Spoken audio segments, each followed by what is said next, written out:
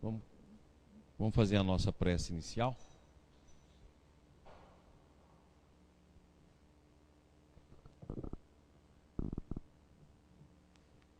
Vamos lá?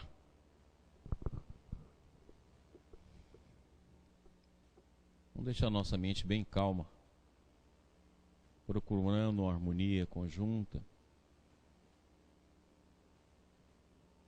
para que a noite de hoje possa nos ser útil no campo da experiência e do conhecimento. Senhor Jesus, nós vos rogamos a tua bênção, para que a nossa noite seja de confraternização, de alegria e, sobretudo, Senhor, de inspiração e de conhecimento. Que a tua bondade nos una, que a tua bondade nos proteja e que estejamos convosco agora e sempre. Que assim seja.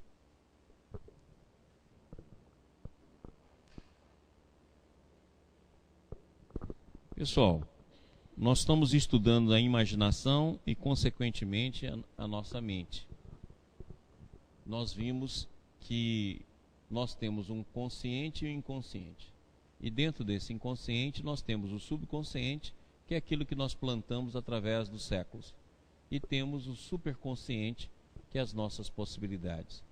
Com a visão da queda e com a visão da descida e da contração da consciência, fica fácil de entender o inconsciente que nasceu na queda e fica fácil entender também o superconsciente. Por quê? Porque nele estão as possibilidades que nós vamos dilatar com a evolução. E no subconsciente está tudo aquilo que nós plantamos no processo evolutivo. Então, no consciente a gente planta, no subconsciente a gente colhe e no superconsciente a gente desenvolve. Dentro desse processo, o pensamento é a principal ferramenta.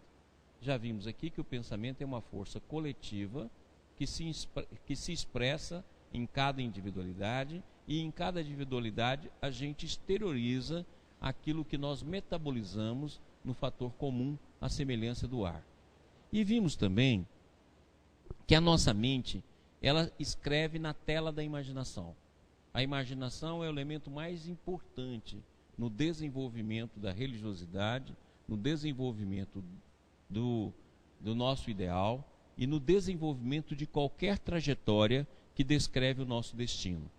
Sendo que, no momento que nós aplicamos a imaginação no campo inferior, nós acabaremos realizando tarefas ou fazendo ações que não condizem com a lei divina ou com aquilo que já nasce na nossa consciência. Daí o cuidado na escolha das imagens e o cuidado na escolha de todo o processo que nós vamos vivenciar. Para aqueles que já estão lendo Bert Hellinger, o Bert fala o tempo todo na construção de imagens que possa ordenar o campo familiar. E ele tem razão, porque essas imagens estão dentro de nós. E essas imagens, quando desarmônicas, é que fazem surgir em nós os pensamentos que vão criar visões desarmônicas. Então nós temos que ficar muito atento para que a gente possa estudar as imagens que surgem no nosso conteúdo. Se nós temos imagens desarmônicas, se nós temos imagens que envolvem pessoas ou grupo de pessoas em desarmonia, nós precisamos estudar, precisamos saber de onde vêm essas aversões, de onde vêm as irritações, de onde vem a visão em relação a esta ou aquela pessoa e procurar a modificação dessas imagens, para que a gente possa trabalhar a partir daí os nossos sentimentos. Nós temos extrema dificuldade de trabalhar os nossos sentimentos. Eu já falei aqui que os sentimentos geram o pensamento. Ora, então a melhor forma é utilizar a imaginação para estudar as imagens. E, a partir do estudo das imagens, a gente procurar uma reprogramação, entre aspas, no sentido da gente transformar essas imagens até conseguir, na vivência e no esforço e na prática, transformar os sentimentos. E isso tudo se faz pela imaginação. Jung trabalhou nessa área e usou então o termo da imaginação ativa, no sentido de dar continuidade aos sonhos e dar continuidade às imagens que aparecem dentro de nós. Essas imagens vão fazer parte desse desenvolvimento do mundo interior. Então o mundo interior ele é povoado de imagens. O mundo interior é um infinito, é um oceano, é um universo que vai surgir imagens. E cada vez que você caminhar na linha da evolução, mais sutis e mais integrativas, e mais belas, e mais sintéticas serão as imagens que você verá. Para aqueles que, por exemplo, estudam Pietro Baldi, existe um livro do Pietro Baldi que chama Queda e Salvação. Pietro Baldi viu dois triângulos, certo? Um invertido em relação ao outro, e a partir daí viu toda a divisão. Ele escreveu o livro inteirinho, que tem mais de 200 páginas, só baseado na visão que ele teve. Ele teve uma visão completa. Essas imagens é o que vai surgindo à medida que nós vamos evoluindo. São imagens sintéticas, imagens que integram todo esse processo. E no nosso mundo surgem determinados símbolos que é representação dessas imagens. Ou seja, além de tudo, além delas surgirem no campo psíquico, elas surgem como síntese de conhecimentos bem avançados e que por mais que você estude, elas não se esgotam. Como é o caso, por exemplo, da imagem do Yin e do Yang. É claro que é milenar e, no entanto, se escreve com ela até hoje. Como é, por exemplo, a imagem da Kabbalah. Quer dizer, a Kabbalah, a estrutura da Kabbalah, se você for olhar ela, é todo o desenvolvimento do nosso mundo, é todo o universo. A Kabbalah já traz todas essas dimensões, certo? Mostrando como é que o mundo... E aí, aqueles que vão estudando, vão encontrando palavras para revestir essas imagens. Agora, em determinado momento, você não tem essas palavras, você não tem esse conhecimento para revestir. Por isso que se formou o conhecimento secreto. O que é o conhecimento secreto? O conhecimento secreto é aquele conhecimento que veio, formulado através de símbolos, e que não conseguia de forma nenhuma trazer esses símbolos para a realidade onde a gente se situa. Há de se aguardar o tempo para que aquelas verdades possam ser abertas. Emmanuel diz que o Velho Testamento é povoado de imagens e de símbolos, que somente os grandes sábios judaicos conseguiam interpretar.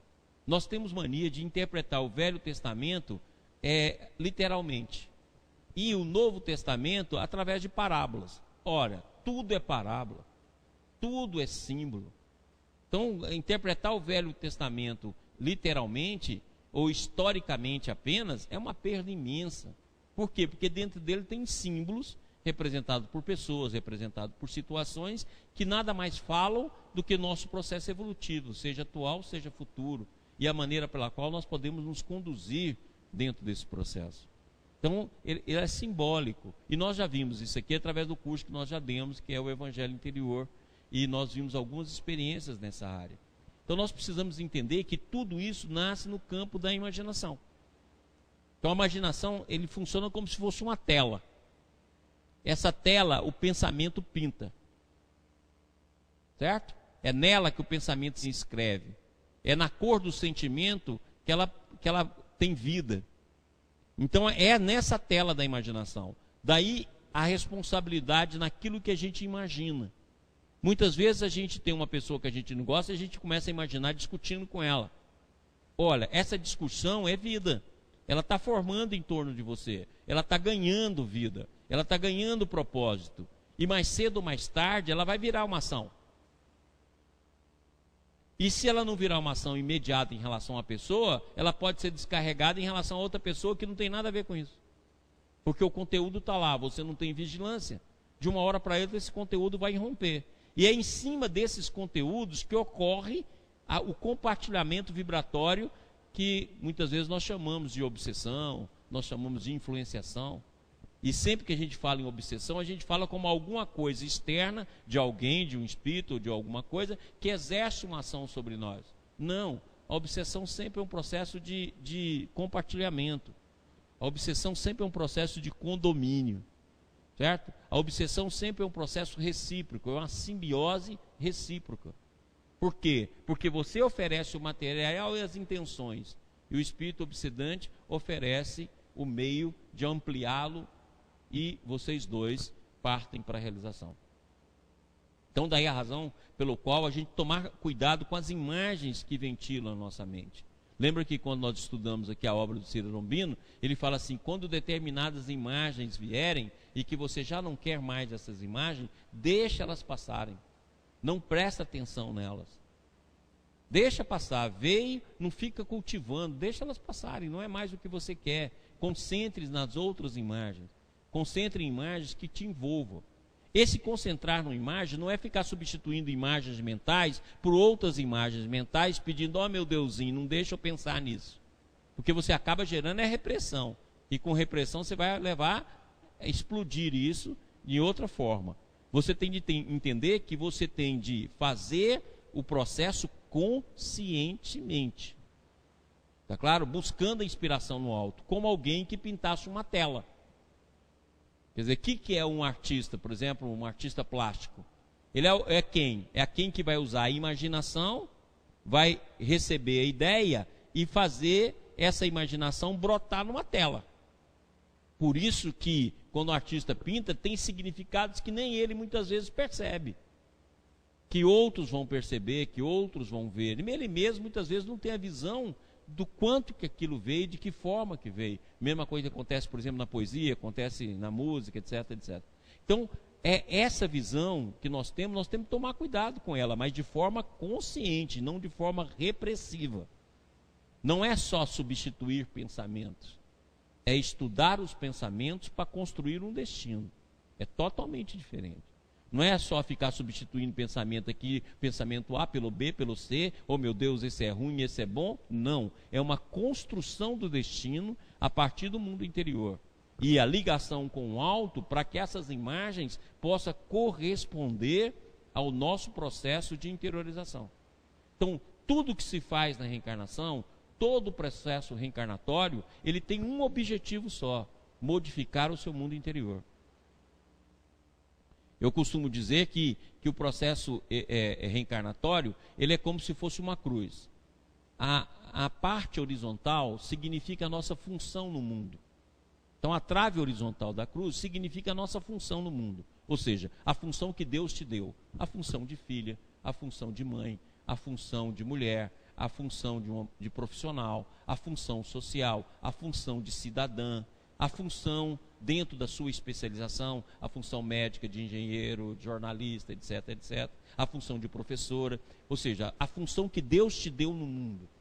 A função que você desempenha, por exemplo, dentro das igrejas, que também são funções coletivas, né? São funções de fraternidade, são funções de ligação, são funções familiares, de famílias espirituais, que você desempenha. Então essa é a trave horizontal.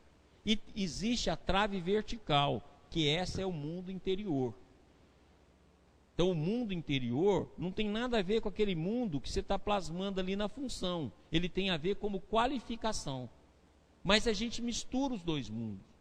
Você pode olhar que a maioria dos nossos conteúdos interiores, eles estão diretamente ligados ao nosso mundo funcional. A raiva que você teve no serviço, o cansaço que você está tendo do trabalho, a insatisfação em relação àquilo que você está realizando, as brigas domiciliares, o enjoo de você estar cumprindo essa ou aquela função doméstica. Você pode olhar que o conteúdo íntimo, ele não é um conteúdo que se aparta dessa ação. Não que nós vamos viver conteúdos distintos, mas ele não pode ser o predomínio, porque caso contrário você não vai conseguir qualificar a sua função. Se você só fica preso dentro da estreiteza da realização do nosso dia a dia, você nunca vai abrir o seu mundo para dimensões superiores.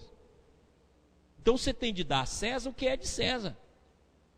Então esse ensinamento de Jesus é um ensinamento interior. Ou seja, o que é dar a César? Dar a César aquilo que é do mundo. Aí eu tenho que ter certas preocupações com o mundo. Então tá, eu vou fazer isso, vou fazer aquilo, aqui eu vou fazer assim. Eu tive uma chateação de serviço, raciocina nela, vê em que mexeu em você. Mas você vai trabalhar o mundo íntimo de forma totalmente diferente. Você não pode anexar o mundo íntimo e o mundo exterior num mundo único. Não, pelo contrário, o mundo interior, ele tem de reger o mundo exterior. Ele tem de reger o mundo funcional. E você não pode ficar o tempo todo preso naquele conteúdo. Porque, caso contrário, você vai criar hábitos e vai criar determinados condicionamentos que você não vai conseguir sair deles. É aquilo que a gente fala, eu não consigo. Você não consegue porque você contaminou os dois mundos, e os dois mundos estão num mundo só. Então você não sabe, não, pera lá, o que depende da minha função, ele tem um nível, eu não preciso ficar preso o tempo todo. A pessoa me falou alguma coisa que me magoou. Ó, estudo por que me magoou. Pronto. Faço uma prece para aquela pessoa, já penso nela de forma diferente. Se eu estou com raiva, eu vou curtir um pouco a raiva. Não adianta também falar assim que a gente é sobre-humano. Tem muita gente que tenta essa reação. Ah, não, essas coisas não me atingem. Conversa fiada, nós somos humanos, nós somos igual a qualquer um. Não tem esse negócio de falar assim que não me atinge. Não, mas é por isso que eu sempre digo que o ponto nosso de renovação, ele não é um ponto de partida, é um ponto de chegada. Não é porque a pessoa falou e eu já tenho uma certa consciência que eu não vou ter raiva. A raiva está lá. Não adianta eu querer também sublimar ou guardar essa raiva. Não, eu vou ter raiva. Estou com a raiva danada daquela pessoa, mas eu sei dentro de mim que eu tenho um compromisso de perdoá-la.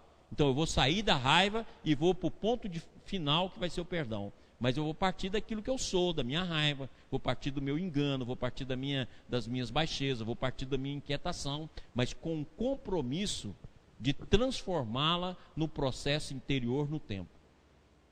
Então esse é o nosso compromisso. Alguém que discute com você, que te deu raiva, você vai curtir aquela raiva. É a mesma coisa, aconteceu um fato triste, você não fiquei triste. Não, você vai curtir o luto, sim. Tem de curtir o luto. Está namorando lá com um cara, está tudo bacana com o cara, e você, de uma hora para outra, você descobre que o cara tem 10 amantes e você só é a 11ª. Então você fala assim, não, tá bom, eu perdoo ele, vai seguir o caminho, eu vou seguir o meu, eu perdoo. Perdoa uma ova. Você vai lá e vai ter raiva. Se precisar ir lá e dar uma xingada nele, você vai dar. Mas com um compromisso que esse processo não vai se transformar em ódio, não vai se transformar em mágoa permanente, não vai transformar em baixa autoestima, não vai se transformar no medo. Não, você vai muitas vezes lá e vai pegar o taco de beisebol e rodar na orelha dele. Mas com compromisso de transformação. Agora, se você já está no outro estágio psíquico, em que você já consegue pegar tudo isso e transformar sem necessidade de usar o taco de beisebol e sem usar a palavra dura e sem dar briga, graças a Deus, minha filha, continue. Agora, se você não está, parta do ponto onde você está. Né? Quando Jesus fala, pegue a sua cruz e siga-me, ele está falando exatamente aí, o que é a cruz? A gente interpreta essa cruz só em relação aos nossos problemas, às nossas dores, o nosso passado reencarnatório. Não, a cruz é exatamente isso. A nossa função no mundo e a nossa orientação para Deus. Por isso que o primeiro mandamento é amar a Deus sobre todas as coisas. Esse é o mandamento do mundo interior. Tudo em função de Deus. Porque como Deus é o doador, a gente tem a mania de interpretar Deus só como criador e como chefe. Não, Deus é o doador de amor. Olha, se ele é doador de amor, todo o amor que brota em nós é doação dele. Então, por isso que é amar a Deus sobre todas as coisas, para que você faça a conexão vertical no seu mundo íntimo. E a partir daí você vai trabalhando as imagens, para que as imagens possam ir trabalhando os seus conteúdos, e os teus conteúdos possam fazer novas trajetórias no seu mundo funcional. Esse é o processo. E a imaginação é a base desse processo, onde a mente cresce. Mas o que acontece? Ao mesmo tempo, se nós pensarmos todo o processo como se fosse as duas L's do DNA, né? O DNA é interessante, ele parece uma escadinha, né? Que vai se enrolando, formando lá o que eles chamam de duas L's. Então nós vamos pensar, uma hélice nossa é a memória e o nosso condicionamento. A outra hélice é todo o nosso passado que está estruturado dentro do nosso campo de subconsciente. Esse passado comunica como se fossem os degraus do DNA, um com o outro. Então a nossa tendência é repetir o passado reencarnatório. O nosso maior problema quando nós reencarnamos é conseguir sair do condicionamento milenar que repete. Como na maioria das vezes a gente reencarna com um grupo, seja familiar, seja de amigos, para recuperar reencarnações passadas, a nossa tendência é repeti-las. Porque aquilo que está estruturado na hélice do processo do passado reencarnatório comunica imediatamente na formação de pensamentos dentro do campo imaginativo, e como condicionamento e a base do nosso psiquismo, e quando eu falo condicionamento aqui, eu estou falando da inércia que é imensa em nós. Então a tendência nossa é repetir ipsilito aquilo que nós fizemos. É por isso que muitas vezes a vida vem e dá uma dor inibitória, que te proíbe aquele processo, para a possibilidade de haver uma mudança íntima. Por exemplo, eu tenho na minha vida e já repeti várias vezes um crime. Aí Deus me coloca paralítico. Nem apertar o gatilho eu consigo. Para que, com a inibição, o processo possa se transformar. O mundo íntimo possa alcançar um novo padrão, que aquela influência já não consiga hipnotizar no presente e levar à repetição do fato. Então tem muitas inibições, sejam elas corporais, sejam elas psíquicas, que sejam elas mentais, que nada mais são do que tentativa de reajuste de atos milenarmente repetidos. Por exemplo, o suicida. Você pode olhar no livro Memórias do Suicida, Ivone Pereira, que é o que existe de melhor nessa área, você vai ver lá que o suicídio é repetido em várias reencarnações. A própria Ivone teve várias reencarnações e ela se entregou ao suicídio. A pessoa suicida 5, 6, 8, 9, 10 vezes, através dos milênios. Por quê? Porque essa é a tendência. Então, se nós não tivermos cuidado com essas tendências que afloram no nosso condicionamento, nós vamos continuar repetindo o que nós sempre fomos. Nós reencarnamos e voltamos, sem que haja nenhuma mudança significativa no nosso campo psíquico, no nosso mundo interior. Por quê? Porque o condicionamento milenar, associado ao condicionamento da personalidade, fazem a comunicação. E esse processo se repete. Por essa razão, Jesus foi tão claro: negue a si mesmo. Se você não começar a negar a você mesmo, principalmente naquilo que significa a descida involutiva, você nunca vai sair do condicionamento. E a tendência é repetir sempre os mesmos atos. Então muda os personagens são os mesmos, muda-se os nomes, muda-se os corpos, mas a repetição dos atos são extremamente semelhantes. E daí a dificuldade que a gente tem, daí a repetição infinita do processo reencarnatório.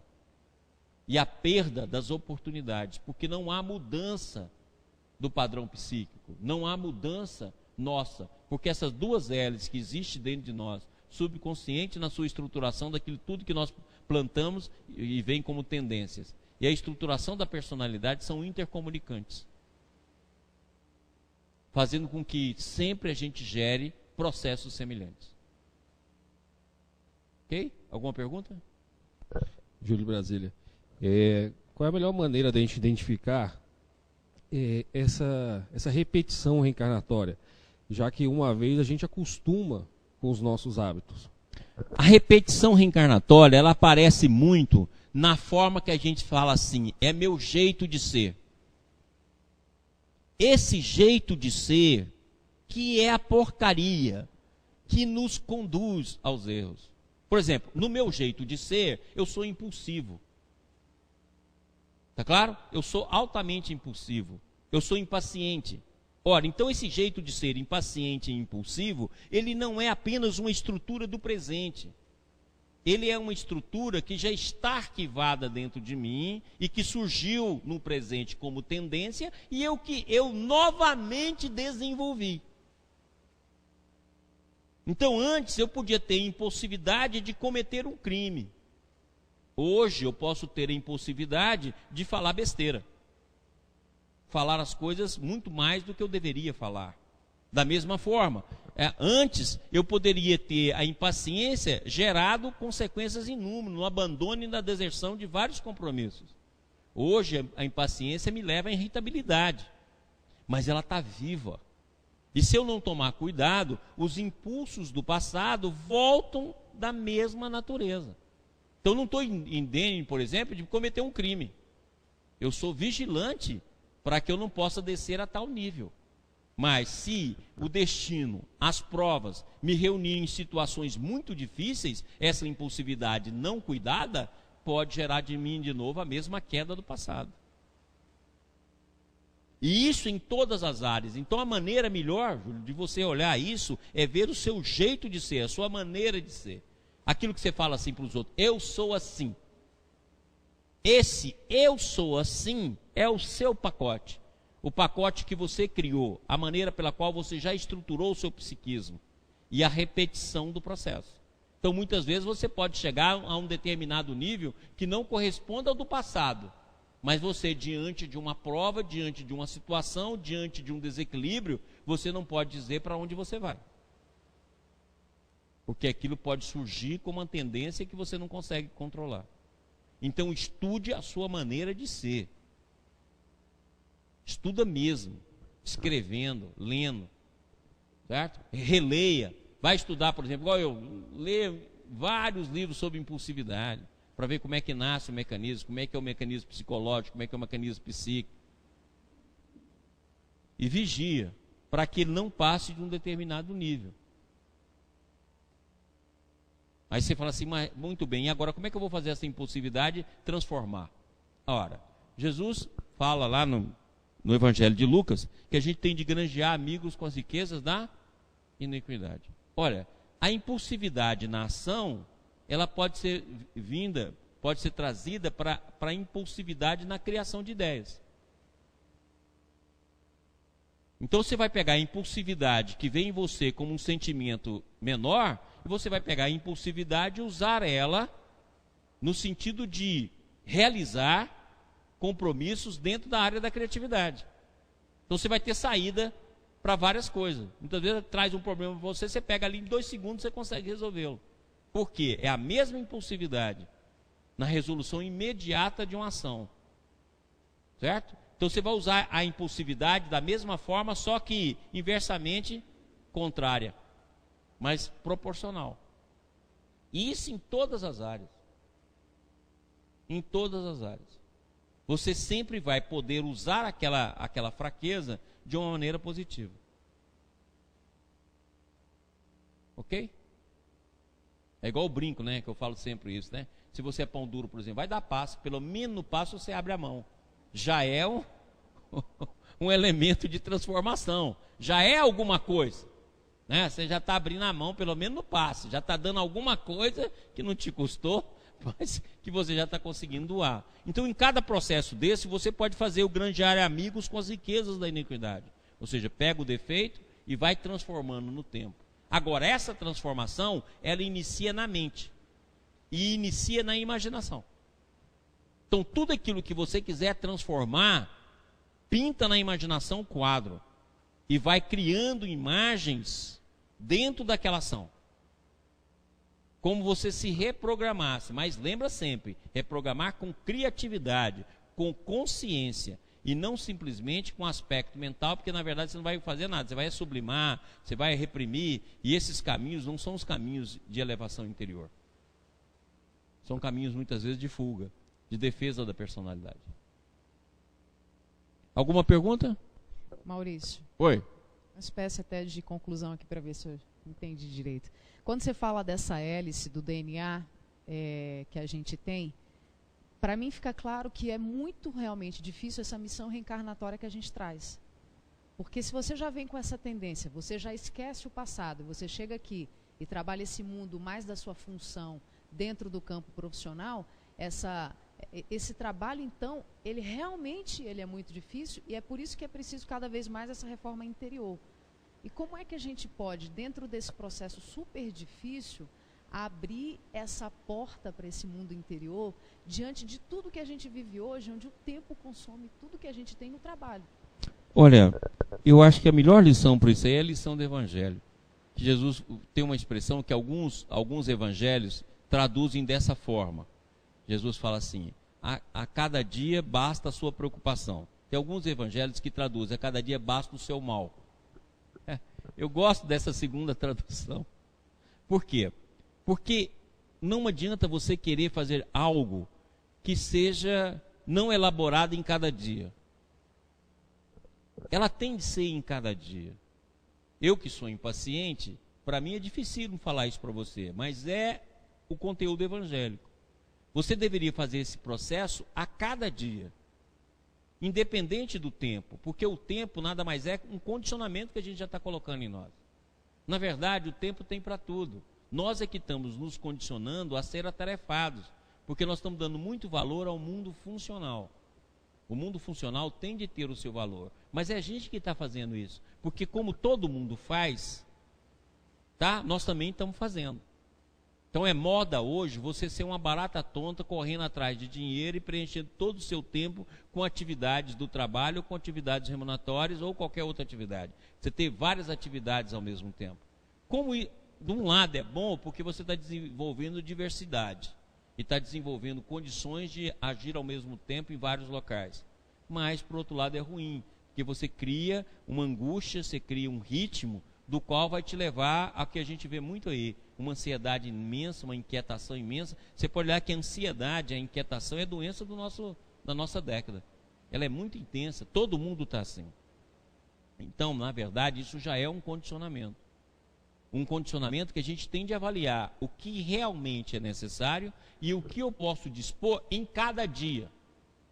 Não adianta você falar assim, não, eu vou aplicar tantas horas para o autoconhecimento.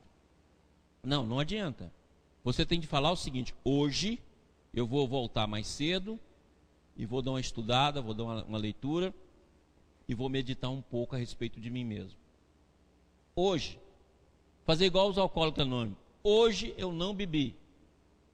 Essa é a melhor política que eu conheço e o próprio Evangelho referenda ela. Então você pode chegar no final do dia, hoje eu não fiquei impaciente. Graças a Deus. Hoje. Ou seja, se você se tornar vigilante, hoje eu vou ter um momento melhor para mim. Hoje. Aí você vai a cada dia criando condições para que esse processo se desenvolva. Porque, olha só que interessante, se nós pegarmos o tempo que nós vivemos, tem uma lição do Humberto de Campos, num dos livros do Humberto de Campos, que eu gosto muito, Humberto de Campos Espírito, né? Que ele fala lá, a conta da vida. Um jovem que sonha, no dia do aniversário dele, ele não fazia nada. E aí, o mentor dele traz a conta dele da vida. Quer dizer, quantos seres já tinham morrido para alimentar ele, quantas pessoas trabalharam para que ele existisse, quantas pessoas, o que já foi feito, quantos dias ele teve na Terra, como se fosse um balanço de dias, horas, alimento, cuidado que ele recebeu e o que ele tinha gerado.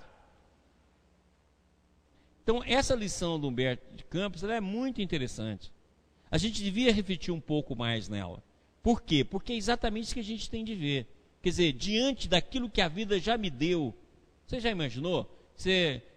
O tempo de cuidado que você já foi objeto, seja da sua mãe, seja do seu pai, seja do cuidado que alguém te ofereceu num campo hospitalar, seja cuidado de amigo, seja cuidado de parente, seja alimentação que você recebe lá na sua casa, graças ao esforço de milhares de agricultores, de milhares de pecuaristas, por exemplo, que vai cuidar, que você se alimenta graças ao esforço desse pessoal.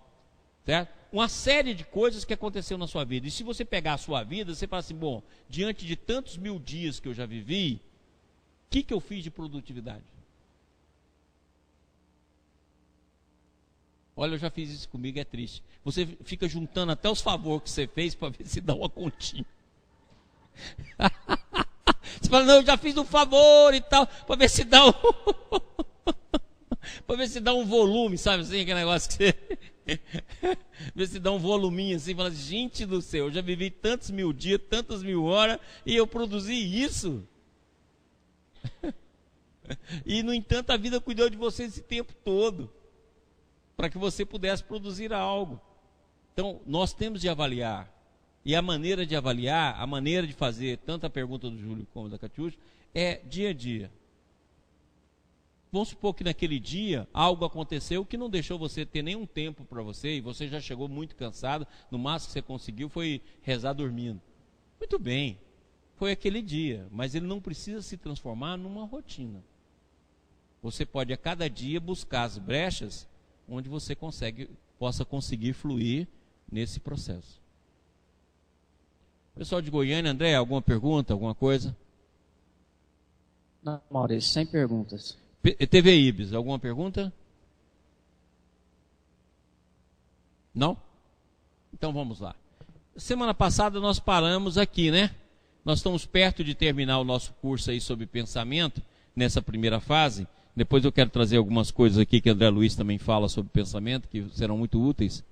Então nós terminamos a aula passada estudando essa passagem. Então o próximo slide. Qual slide? Já falou em Goiânia? O número do slide, por favor, é o 19? Agora? Não, acho que é 15. É 19? É, 19. Não, é o 19. O slide 19. Beleza.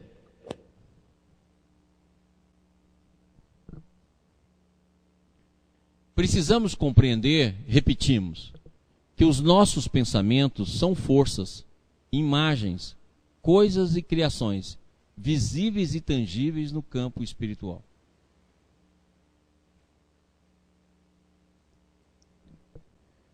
A nossa palavra, no campo dos reencarnados, ela é uma força imensa. Porque aquilo que você fala gera reações que você não pode imaginar o que possa acontecer. Seja para o bem, seja para o mal. Porque a palavra tem uma força imensa. A maneira que você descarrega essa palavra no ambiente, com as pessoas, e o que ela vai gerar, você não pode conseguir controlar a palavra depois que ela sai da sua boca. Mas o pensamento é a mesma coisa. Não é porque eu não vejo o pensamento que esse pensamento não é algo altamente palpável e visível. Para os espíritos, então, os nossos pensamentos, eles são vistos em tudo. Muitas vezes você tem pensamentos que você quer esconder dos outros, mas você não esconde de ninguém. Paulo de Tarso já sabia disso. Ele fala, nós temos uma multidão por testemunha. Então o pensamento formula dentro do nosso campo psíquico, principalmente dentro da nossa aura, como uma forma mental, onde as imagens que a gente plasma aparecem. E essas imagens, logicamente que são vibrações, ela vai contaminar tudo aquilo que está em volta tua.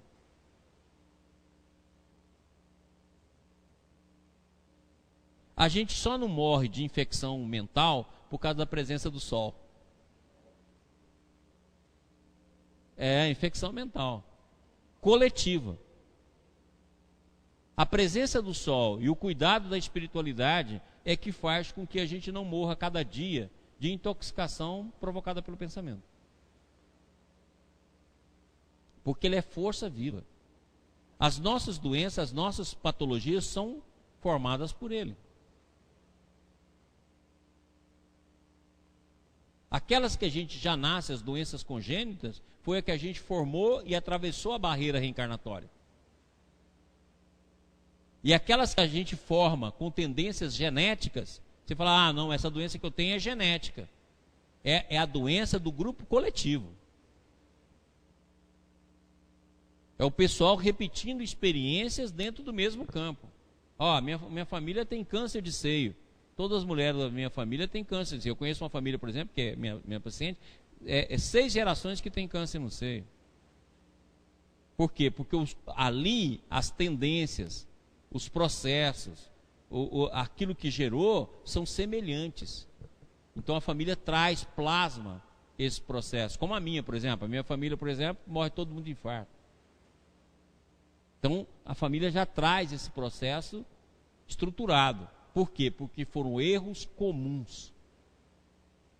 Erraram comumente, alteraram o campo do sentimento, alteraram o campo da sexualidade. Aí vem com as doenças cardíacas e vai ter de ter muito cuidado para que a doença não se pronuncie.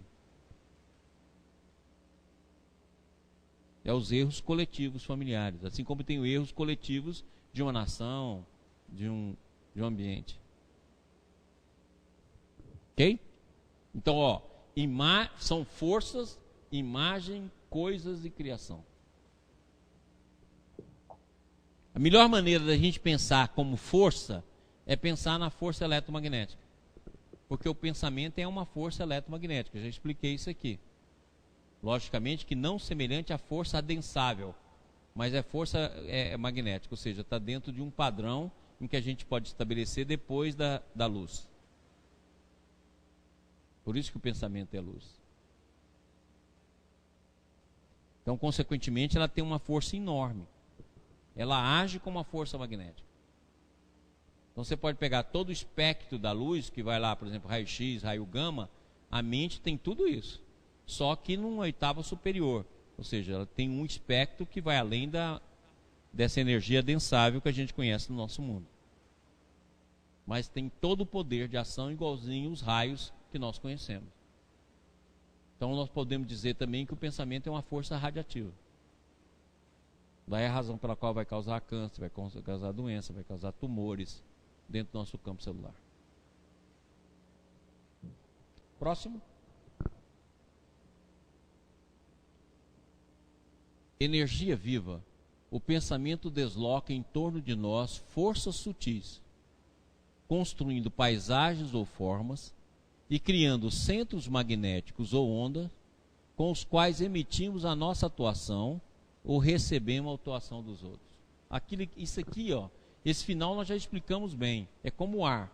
Nós recebemos e emitimos. Aquilo que eu já falei aqui, é como se fosse o arco-íris, né? Cores infinitas, e cada um de nós fazemos parte de um campo onde o todo está envolvido. Então todo mundo que pensa como eu penso, sente como eu penso, de maneira semelhante, se intercomunica e se influenciam mutuamente. Então, na verdade, o nosso pensamento é uma força coletiva que nos penetra e nós irradiamos com as nossas conexões, mas que alimenta milhares de pessoas ao mesmo tempo. E ele deixa claro aqui, ó, o pensamento desloca em torno de nós forças sutis. Olha, se essas forças sutis são deslocadas em torno de nós, por que nós não deslocamos as forças sutis divinas? Por que não deslocamos as forças sutis da graça? Por que nós não deslocamos as forças sutis do crescimento interior? Por que nós não deslocamos as forças sutis do conhecimento? Por quê? Se são as mesmas forças, por que eu vou acordar forças atávicas que me retêm na retaguarda, quando eu posso acordar forças vivas que me levem para o futuro? Para que ficar acordando as forças do subconsciente se eu posso acordar as forças do superconsciente?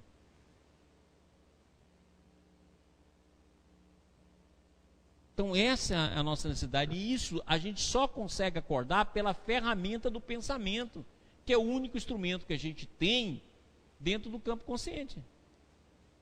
Então o pensamento que a gente tem de trabalhar. E o pensamento é imagem, é força. Então vamos trabalhar essas imagens, vamos trabalhar essas forças.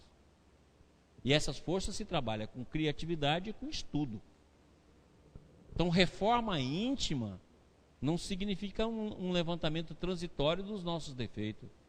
Significa uma convivência com todos os nossos conteúdos e a busca dos porquês e de torná-los conscientes, para que nós possamos usá-lo de forma invertida, no sentido de dar retidão àquele impulso. Lembra que todo defeito é uma virtude invertida.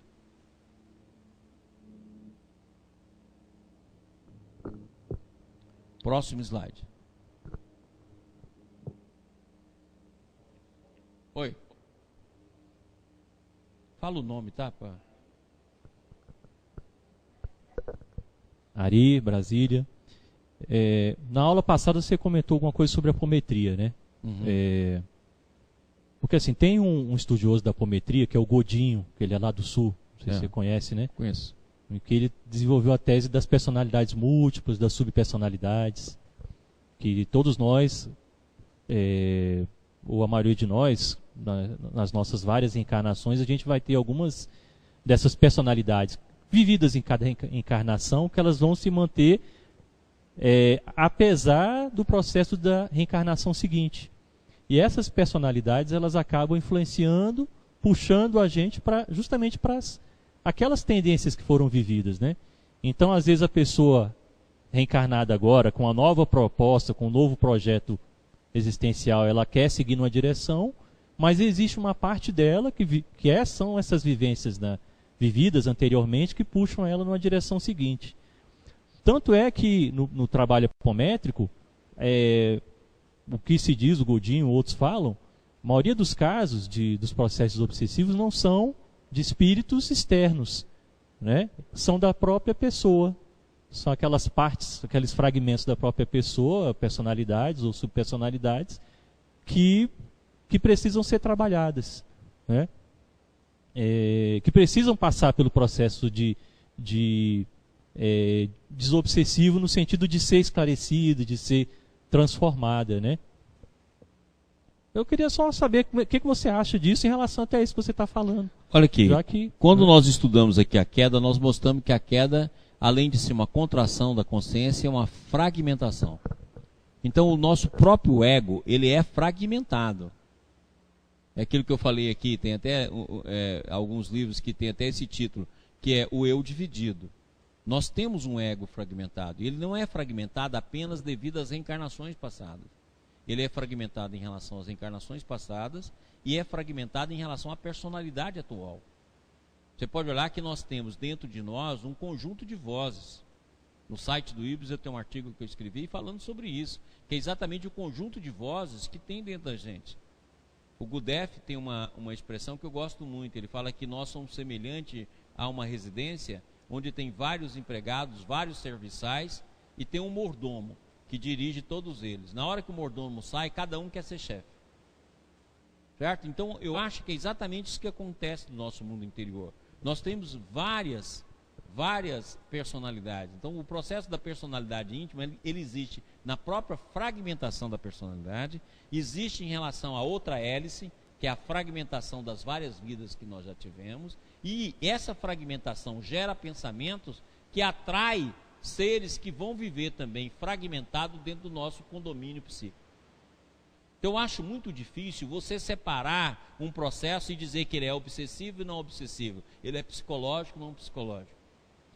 André Luiz, no livro Missionário da Luz, ele fala assim: um homem tem mania de separar a matéria do espírito, quando nós, estudantes da realidade espiritual, não sabemos quando termina uma e começa a outra. Então, a mesma coisa eu penso hoje em dia, que para que a gente trate alguém, que nós falamos lá, obsessivo, a gente tem que tratar com o tratamento fluídico, terápico, desobsessivo, tem de fazer o tratamento psicológico dentro dessa visão, tem de fazer o tratamento das personalidades do passado. Quer dizer, na verdade, nós temos de fazer uma série de tratamentos que pudesse se unificar numa síntese para que a gente realmente equilibrasse ou ajudasse alguém a se reequilibrar. Os nossos tratamentos ainda, eles são apenas um ensaio. Quer dizer, na hora que o Goldin e tantos outros que hoje em dia se dedicam seriamente à apometria, começa a fazer esse tipo de tratamento, está se dando um passo para o futuro, onde nós vamos habilitar e vamos criar técnicas e vamos encontrar meios e vamos fazer um meio de trabalhar isso aí, como aconteceu conosco em relação à corrente magnética. Ou seja, nós vamos encontrando meios para que possa favorecer o tratamento psíquico. Esses meios não são antagônicos, eles não são exclusivos. Eles não são prioritários em relação aos outros. Na verdade, é um conjunto de meios para tratamento de quem possui a doença, que é a doença da contração da consciência e a doença da fragmentação do ser. Então, queira Deus que, estudando, pessoas se dedicando seriamente, amanhã a gente tenha tratamento para tudo. Eu acabei de reler agora o livro Sexo e Destino, e achei interessantíssimo, que você lê e nunca vê. Aí na hora que em um determinado momento você já está com aquilo assim melhor, né? Por exemplo, eu encontrei lá os tratamentos que eles fazem no plano espiritual, fazem lá a acupuntura magnética.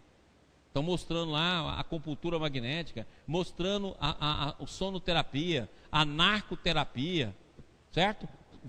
Fluidoterapia, vários tipos de tratamento empregado em situações diversas, dentro daquela visão que a gente sempre falou aqui, custo-benefício e o melhor para aquele paciente naquele momento. Então, queira Deus que amanhã a gente consiga ter toda uma terapia onde tudo isso está conectado. Quer dizer, desde do tratamento psicológico ao tratamento mediúnico, desde o tratamento fluídico ao tratamento interior. Quer dizer, tudo isso esteja conectado para uma realidade. Então, acho que nós estamos dando os primeiros passos nesse caminho. Anteriormente nós achávamos que tudo era doença e essa doença era provocada por miasma e era provocada por demônios. Então tudo estava na costa do demônio. À medida que nós fomos adiantando na ciência médica, nós fomos vendo aqui os distúrbios bioquímicos.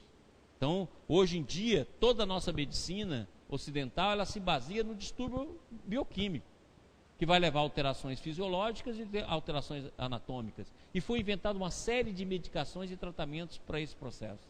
Mais tarde viu que era necessário tratar também os conteúdos mentais, os conteúdos psicológicos. Surgiu então a psicoterapia, coisa que não havia em séculos passados. Aí, além de bioquímico, nós vimos também que tem o processo psicológico. As religiões, através do esforço da religião, há muito tempo viam os problemas espirituais. E a doutrina espírita nos oferece uma série de mecanismos que você pode fazer, a desobsessão, a fluidoterapia, o passe, etc, etc. E outros tantos que já vinham oferecendo isso. Hoje nós temos aí o reiki, nós temos tanta coisa boa espalhada pelo mundo nesse processo. A medicina oriental já vinha trazendo várias técnicas que se usava e que se usam até hoje, né? Olha aí, por exemplo, a antroposofia, quanta coisa bacana que ela não absorveu. Você pega a acupuntura, quanta coisa boa não tem a acupuntura. Ou seja, imagina amanhã a gente indo e avançando nesse campo e unindo essas terapêuticas todas dentro de um campo único, onde a gente possa tratar todos esses valores e essa visão. Aí eu acho que nós vamos começar por um tratamento de totalidade.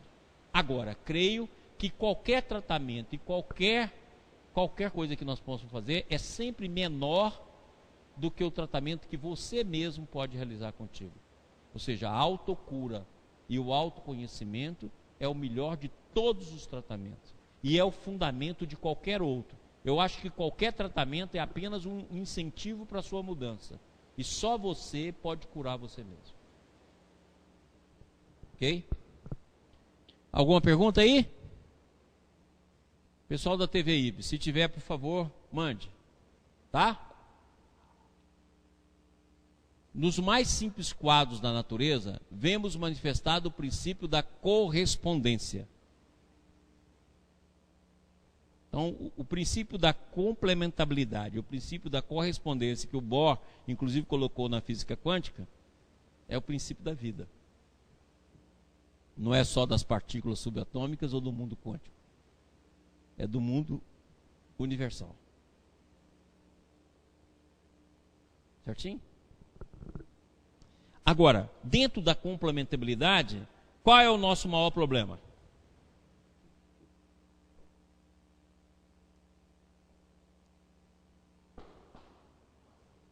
Mulheres do mundo, qual é o nosso maior problema?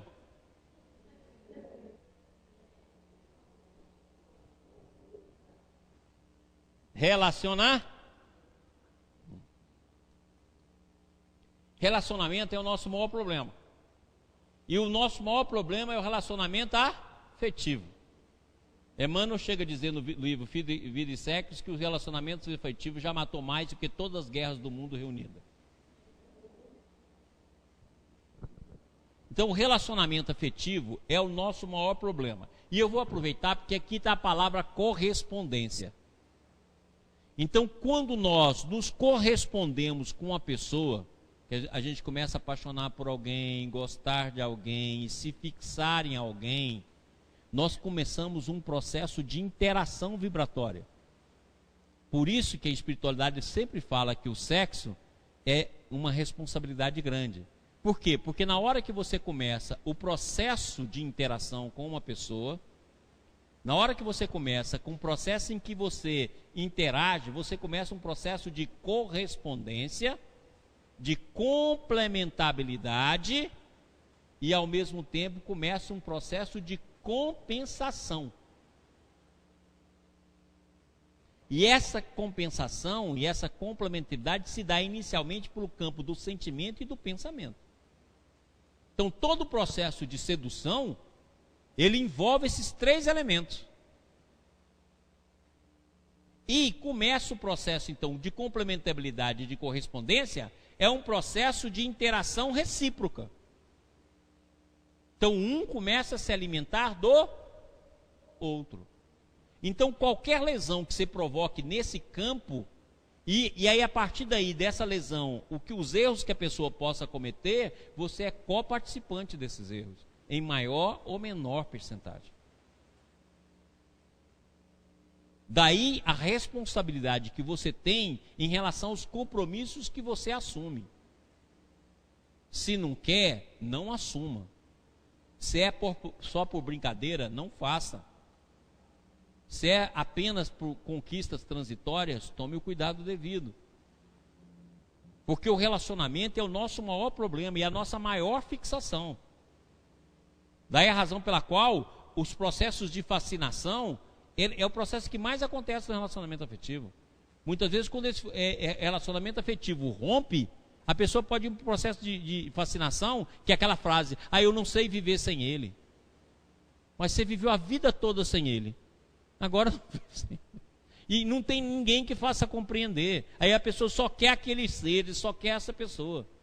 Esse assunto é tão importante que depois desses cursos que nós vamos dar o ano que vem, no primeiro semestre, sobre constelação familiar, eu vou dar um curso sobre relacionamento.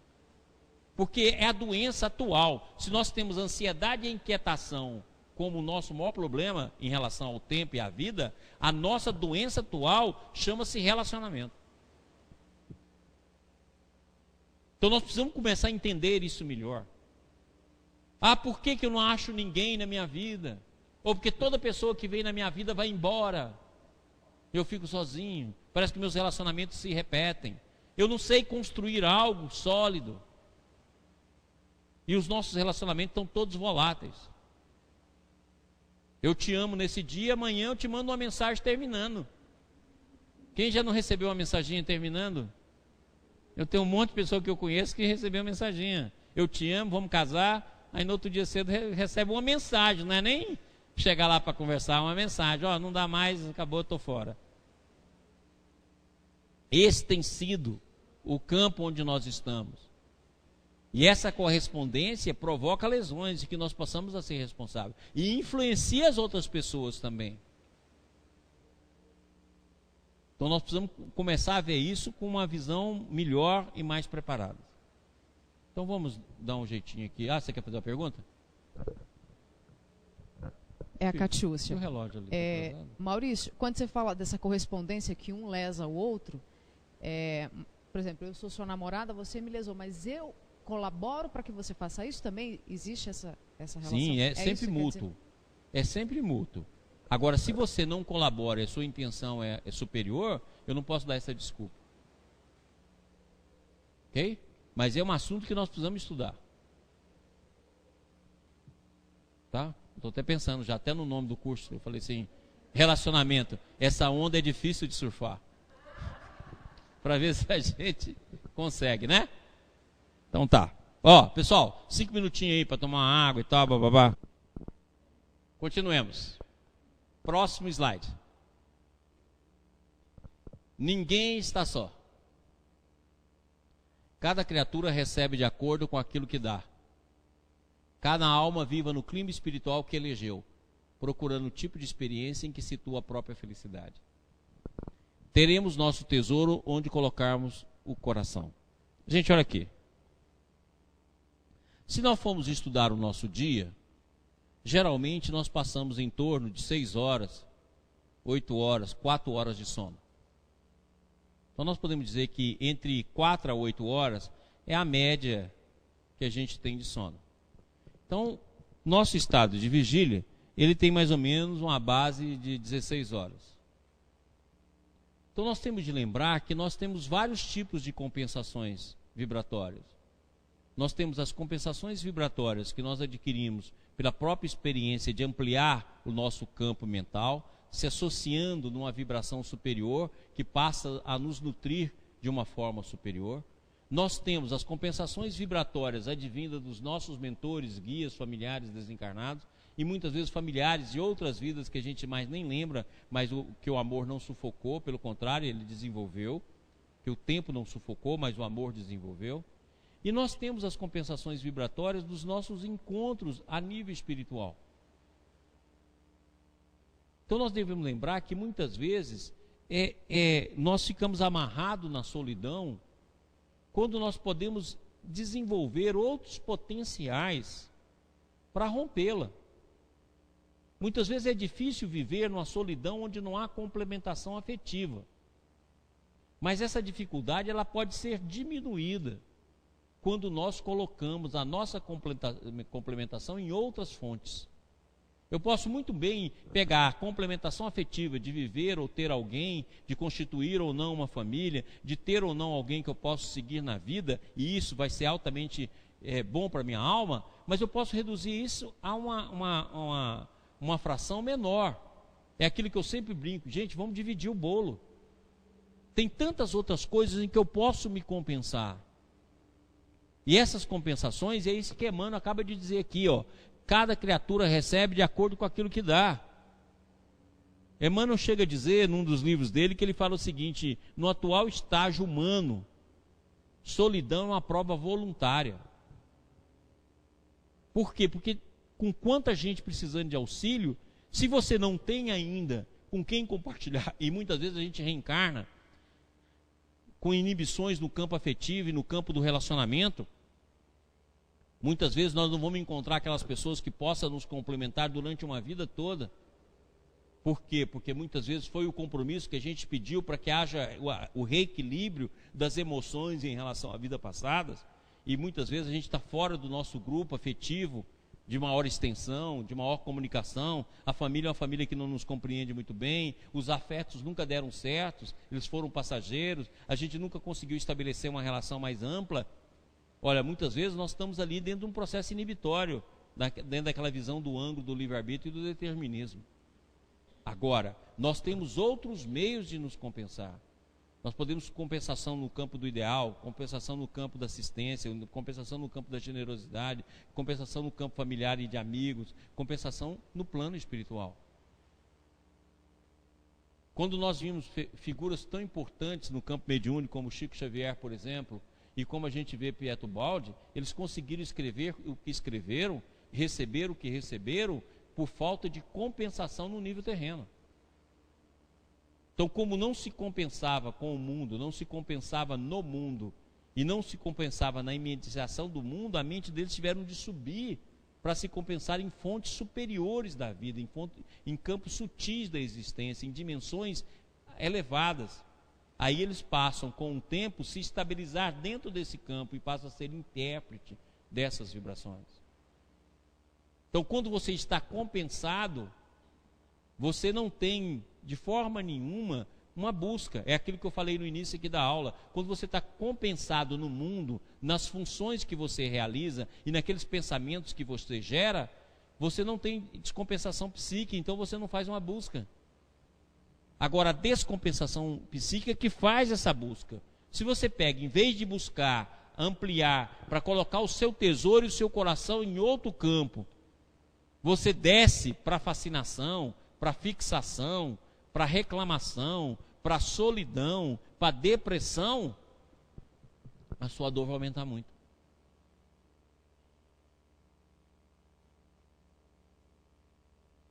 Porque dependendo do ângulo que você vive, você pode não ter correspondência afetiva para te reerguer.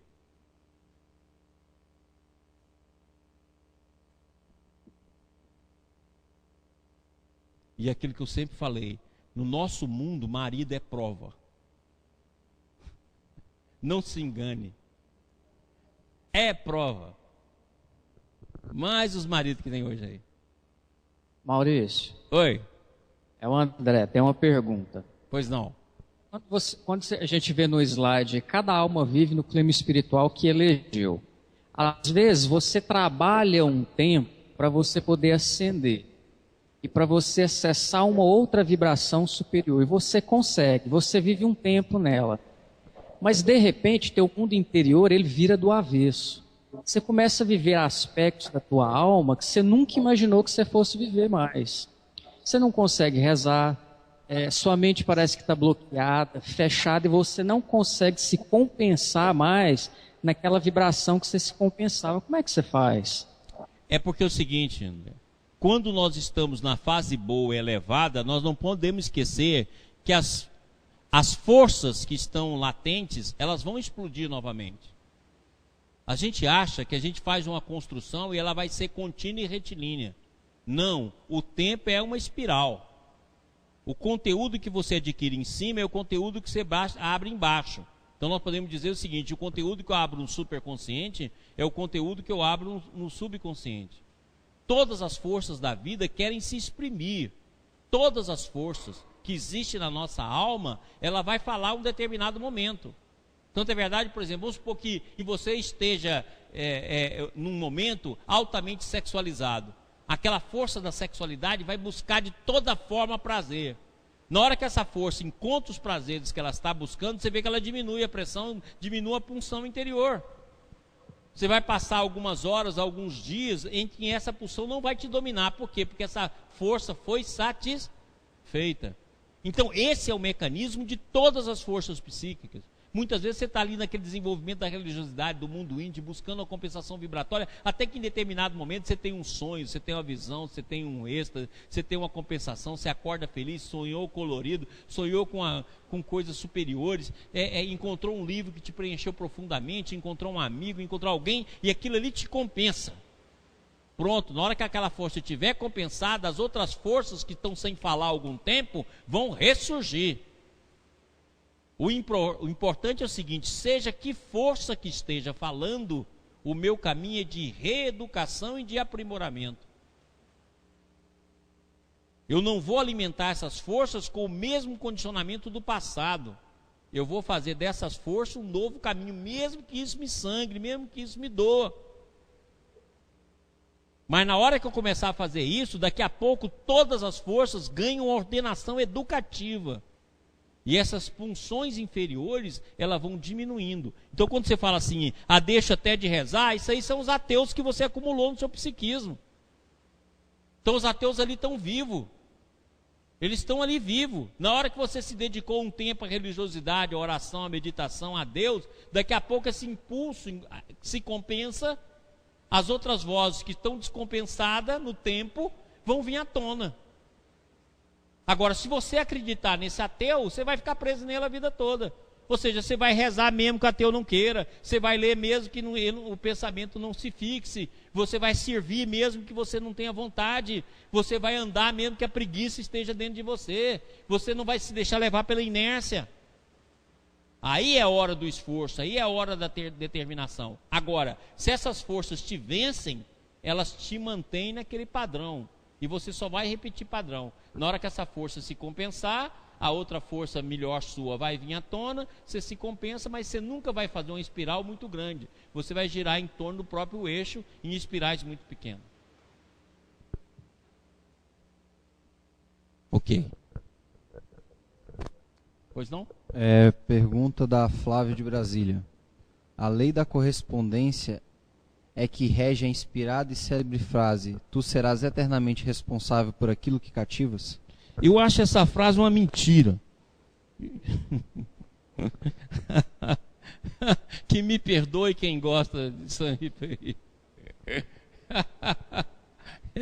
Eu acho essa frase uma mentira. Certo? Porque eu acho que ela seria correta se nós usássemos assim, ó.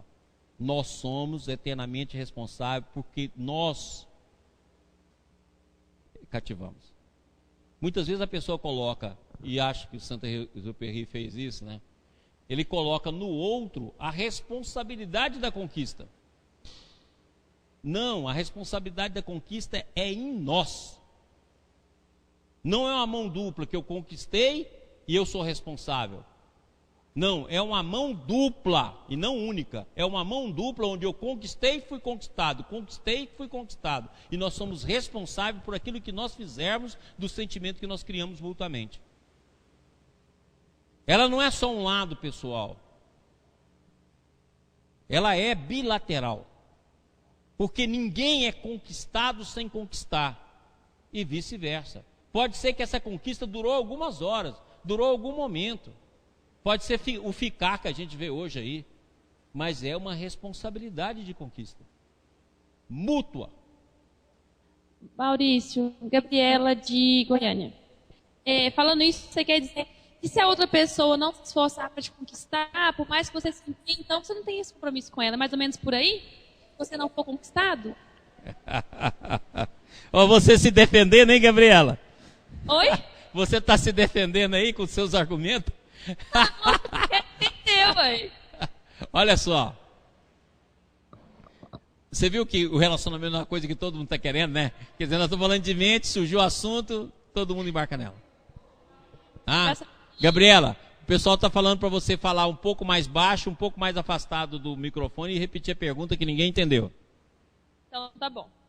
Eu falei o seguinte. De acordo lá com o Santos, ele fala, tu te torna eternamente responsável pelo que ativas. De acordo com você não falou dessa forma, você falou assim, você se torna eternamente responsável por ser cativado. Eu entendi dessa forma. Aí, você falou, se você cativa outra pessoa, ela também tem que te cativar e assim sucessivamente. É mais ou menos por aí? Acontece o seguinte, olha. Nós temos, o que ela está perguntando é o seguinte, aquilo que você cativa. E se você não tem essa visão de cativar, ou você tem um limite de cativação, é isso que ela está falando. Como é que fica? Você é responsável por aquilo que você coloca entre você e a outra pessoa. Se você, por exemplo, se coloca como amigo dessa pessoa, mas num sentido sincero, e você não foi lá seduzi-la, você não é responsável pelo caminho mental que ela colocou naquela amizade. Ok? Por quê? Porque você usou de um critério que você não seduziu. Mas se você é amigo e seduz o tempo todo, apenas para ter o prazer de seduzir, aquilo que ela criou na mente passa a ser compartilhado entre ela e você. Então daí o cuidado que a gente tem de ter. Muitas vezes a gente joga um charme por jogar charme. Mulher então adora isso. Adora seduzir quem está no ambiente. Aí joga um charme geral. E depois quando a pessoa vem falar assim, eu estou interessado, você, nossa, mas eu sou só seu amigo, eu sou só seu conhecido. Nem queria isso. Que é isso? Você está viajando. Mas que é isso? Você, nossa, mas eu nem reparei, que é isso? Eu sempre sou assim, sou muito dada, alegre, solta. Então, a pessoa gera esse processo. A mesma coisa acontece com o homem, que vai lá, né, a sedução e tal, e não se responsabiliza. Lembra que tudo depende da sua intenção. Está no Evangelho segundo o Espiritismo. Deus nos julga pela intenção. Olha, se é pela intenção, muito cuidado com a intenção sua. Por quê? Porque criam-se laços e criam dependências, do qual você passa a ser responsável. Se você não criou esse laço, e a pessoa desenvolveu no campo da imaginação esse laço, o problema passa a ser dela e você pode ser apenas um auxiliar desse processo, ou você não tem um compromisso porque você não o criou. Agora você fala assim, mas eu não sei se eu criei. Mentira, você sabe. E geralmente quando você fala isso é porque você sabe e está se mentindo, está se escondendo. Agora, se aquela relação que você teve, ela caminha para um processo que não está te compensando, há de ser honesto.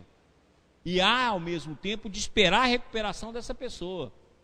Certo? Mas sendo honesto, fala assim, olha, a relação está acabando. Sendo honesto e sabendo construir isso. E não simplesmente fugindo desse processo e se colocando em não responsável.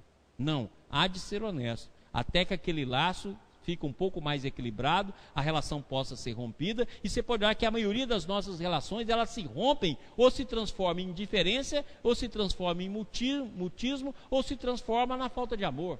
Olha, como? Essas relações têm que ser recuperadas, porque muitas vezes as pessoas são parceiras da nossa vida. Quantos casamentos que acabam e muitas vezes somem como se fossem inimigos, ou fossem mudos, ou que não têm contato. Gente, a gente tem de reconstruir isso em algum momento, não adianta.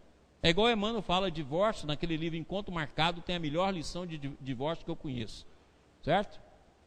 E olha que eu li muito, porque eu divorciei, então sei muito bem como é que é esse assunto. Então li pra caramba. Então pega a melhor lição que eu conheço, está lá nesse livro Encontro Marcado, que Emmanuel compara o divórcio como se fosse o marido e a mulher, a maquinista de um trem, que para em várias estações onde os parentes entram e saem. Na hora que esse trem descarrilha, ele vai ficar lá até ser retirado, colocado e colocado de novo para andar. Ora, então não adianta você tentar fazer inimizades, fazer compromissos, que vai ser mais difícil amanhã o processo de ajustamento. Então há de se andar com responsabilidade, para que a gente possa trazer isso e saber conduzir esse processo. Pois não? É correto colocar assim que no plano, por exemplo, no plano do antissistema, você tem, igual o senhor falou, as compensações, né? Que você vai, esgota uma força, aí vem uma outra, esgota uma força e vem outra. Mas nunca supre a carência, porque a carência é uma carência do sistema, da própria queda. E aí essa carência só vai ser suprimida, só vai ser completa, na verdade, quando a gente voltar para o sistema. Mas aqui é só compensação. A carência, ela é... Felicidade é um ponto futuro.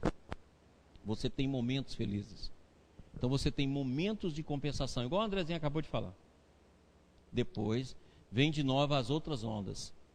Até que tudo em você seja plenitude. Aí sim. Mas na viagem evolutiva, quanto mais você evolui, mais compensado você é. E quanto mais atrasado você está, mais compensado você é nas correntes inferiores, consequentemente, mais infelicidade você tem. Alguma coisa? Mais alguma? Próximo.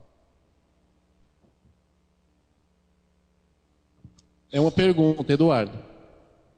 A questão... Só um instantinho, Eduardo, o som aqui está muito alto. Só um instantinho, vou ver se equilibra o som aqui. Está muito alto aqui. Fala agora. Foi falado agora há pouco sobre esse eu fragmentado, né, da queda. Mas esses eus de outras vidas, eles estão interligados e eles se interinfluenciam muito, pelo que eu vejo. E como é que nós fazemos, no caso, assim, principalmente terapeuticamente, quando eus de outras vidas, eles estão, assim, tomando muito conta do processo atual encarnatório e não permitem que o eu atual consiga, assim, desempenhar suas funções no mundo? Acontece o seguinte, a cada reencarnação é um processo de renovação. E hoje nós temos conhecimento e temos possibilidades no mundo como a gente nunca teve. Quer dizer, o mundo avançou muito em terapêutica. E hoje você tem verdades em qualquer local que você se encoste. As verdades estão disponíveis para o ser humano. Já não é nada fechado, já não é nada preso, já não é nada uma coisa para o sacerdote, outra coisa para o popular. A verdade hoje ela está disponível. Então, se as encarnações passadas, e aquilo que eu falei aqui da hélice, exerce um poder enorme sobre nós, nós também temos várias chaves de libertação. Depende da gente procurar. O que a gente faz na maioria das vezes é reclamar do impedimento, reclamar da infelicidade, reclamar dos impulsos, reclamar do problema, mas não vão atrás de uma chave para abrir os portais da consciência para que isso se transforme. Nós somos semelhantes àquele paciente que fala o tempo todo que está doente, mas não toma o remédio e não segue as recomendações médicas. Certo? Nós fazemos isso constantemente. Nós preferimos falar no problema, aquilo que o Bert fala nos livros dele. Quando a pessoa fala o tempo todo no problema dela, é porque ele não quer resolver. E é isso que a gente vê no dia a dia mesmo. Quer dizer, eu falo do problema apenas como desculpa e como caminho para poder mexer com os outros, mas eu não quero resolvê-lo, porque eu vivo dele. Eu falo que nós somos semelhantes àquela pessoa que tem uma ferida na perna e vive da ferida pedindo esmola. Então a ferida não vai curar nunca, meu amigo. Porque é graças à ferida que ele ganha dinheiro e se mantém. Então a ferida é um elemento de comércio. A mesma coisa a gente faz com os nossos problemas, com as nossas limitações. Nós somos muito mais de louvar as nossas limitações do que buscar com empenho as nossas possibilidades. Muito bem, vamos aqui para o último slide. Reconhece que o espírito foi criado para viver em comunhão com os semelhantes, que é a unidade de um todo em processo de aperfeiçoamento e que não pode fugir sem dano à cooperação. Mas a maneira da árvore do reino vegetal precisa crescer e auxiliar com eficiência para garantir a estabilidade do campo e fazer-se respeitável. Olha bem, nós vamos caminhar para a totalidade. Lembra que nós já falamos aqui? Evolução individual, evolução da totalidade e evolução em Deus.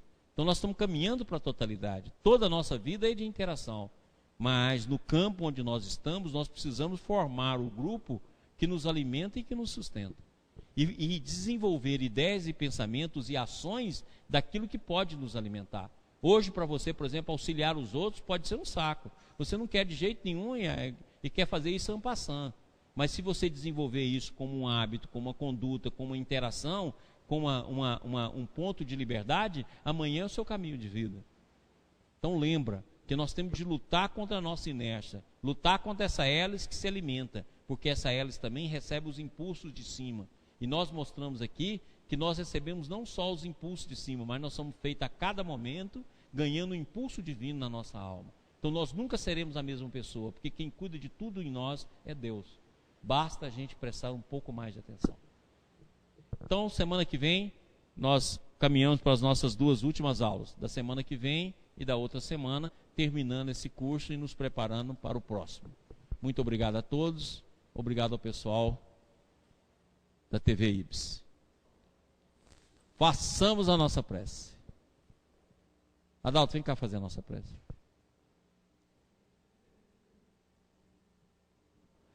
Chamando o Adalto, porque ele está sem ter contato conosco, ele só senta lá agora, para ver se ele...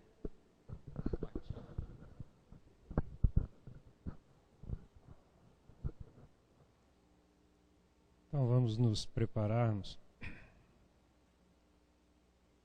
para encerrarmos mais esse período de estudo, de aprendizado, de compartilhamento.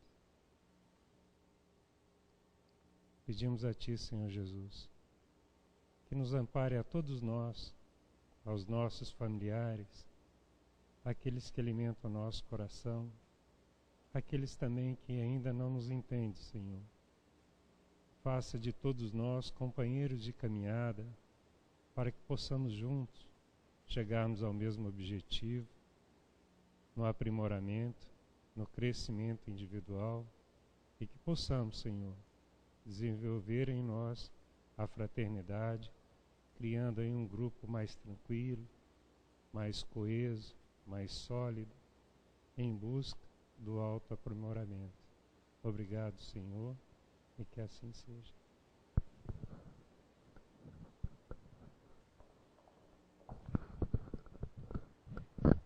Boa noite a todos.